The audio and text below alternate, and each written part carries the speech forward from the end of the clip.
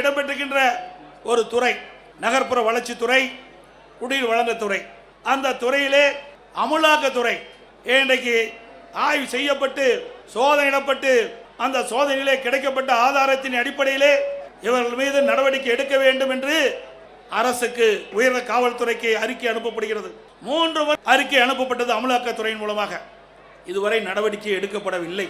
இன்றைக்கு இந்த துறையைச் சேர்ந்த அமைச்சர்கள், இந்த துறையைச் சேர்ந்த அதிகாரிகள் மீது இன்றைக்கு அந்த அமலாக்கத்துறை ஆதாரத்தோடு கண்டுபிடிக்கப்பட்ட அறிக்கையின் அடிப்படையிலே அங்கே முதல் தகவல் அறிக்கை பதிவு செய்யப்பட வேண்டும்.